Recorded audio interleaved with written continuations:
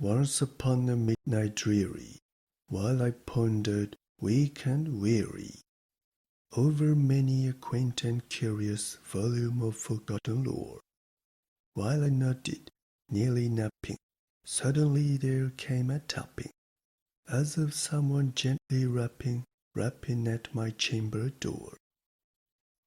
"'Tis some visitor," I muttered, "tapping at my chamber door, only this and nothing more."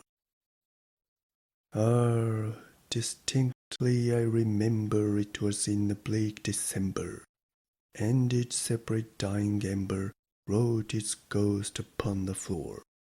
Eagerly I wished the morrow, vainly I had sought to borrow from my books surcease of sorrow, sorrow for the lost Lenore, for the rare and radiant maiden whom the angels name Lenore, nameless here forevermore. And the silken, sad, uncertain rustling of each purple curtain thrilled me, filled me with fantastic terrors never felt before, so that now, to still the beating of my heart, I stood repeating, "'Tis some visitor entreating entrance at my chamber door, some late visitor entreating entrance at my chamber door. This it is, and nothing more." Presently my soul grew stronger, hesitating then no longer. "Sir," said I, "or madam, truly your forgiveness I implore, but the fact is I was napping, and so gently you came rapping, and so faintly you came tapping at my chamber door, that I scarce was sure I heard you." Here I opened wide the door. Darkness there, and nothing more. Deep into the darkness peering, long I stood there wondering, fearing, doubting, dreaming dreams no mortal ever dared to dream before. But the silence was unbroken, and the darkness gave no token, and the only word there spoken was the whispered word, "Lenore." This I whispered, and an echo murmured back the word, "Lenore." Merely this and nothing more. Back into the chamber turning, all my soul within me burning, soon I heard again a tapping somewhat louder than before. "Surely," said I, "surely that is something at my window lattice. Let me see, then, what thereat is, and this mystery explore. Let my heart be still a moment, and this mystery explore. 'Tis the wind, and nothing more." Open here I flung the shutter, when, with many a flirt and flutter, in there stepped a stately raven of the saintly days of yore. Not the least obeisance made he, not a minute stopped or stayed he, but, with mien of lord or lady, perched above my chamber door, perched upon a bust of Pallas, just above my chamber door, perched and sat, and nothing more.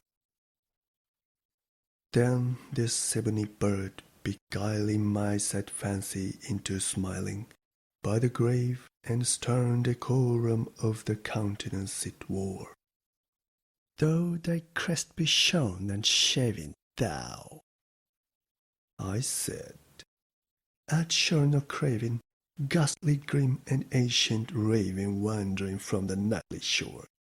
Tell me what thy lordly name is on the night's Plutonian shore." Quoth the raven, "Nevermore."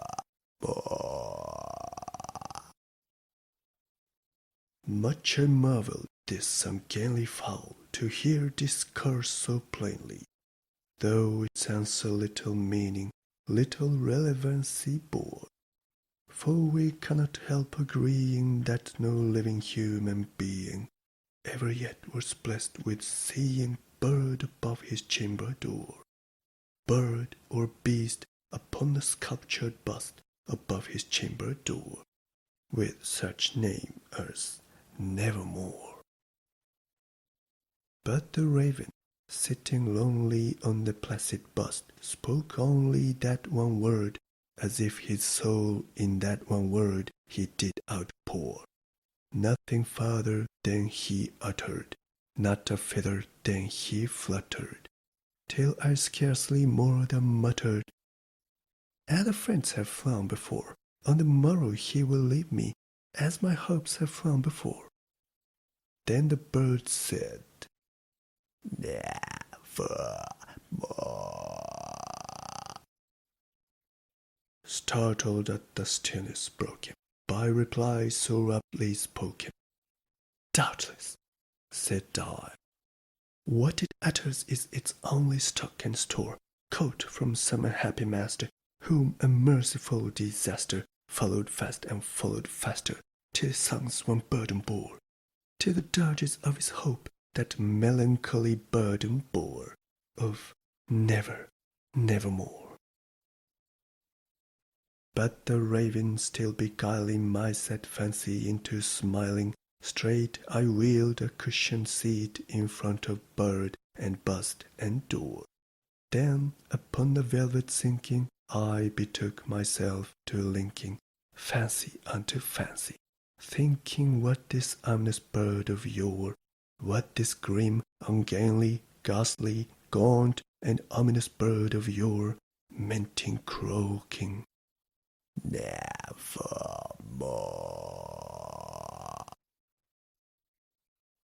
This I sat engaged in guessing, but no syllable expressing to the fowl whose fiery eyes now burned into my bosom's core.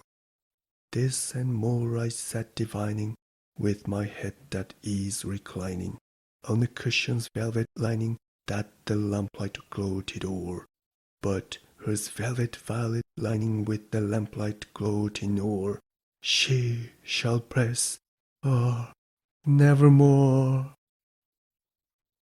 Then methought the air grew denser, perfumed from an unseen censer, swung by seraphim whose faint footfalls tinkled on the tufted floor. "Wretch," I cried, "thy God hath lent thee, by these angels he hath sent thee, respite, and nepenthe from the memories of Lenore. Quaff this kind nepenthe, and forget this lost Lenore." Quoth the raven, "Nevermore."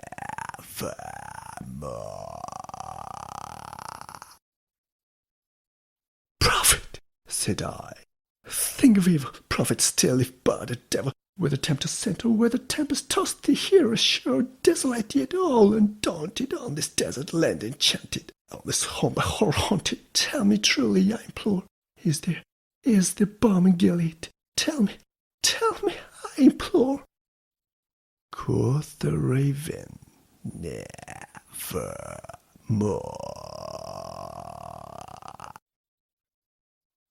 "Prophet," said I, "think of evil, prophet still, by the devil, by that heaven that bends above us, by the God we both adore, tell this soul with sorrow laden, if within the distant Aiden it shall clasp her sainted maiden, whom the angels name Lenore, clasp her rare and radiant maiden, whom the angels name Lenore."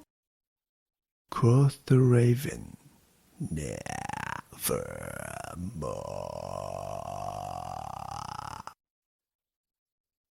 "Be the word, the sun, the parting, brother feet!"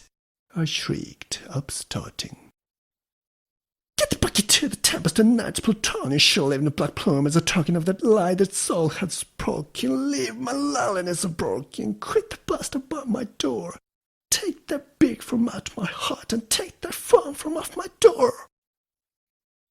Quoth the raven, "Nevermore."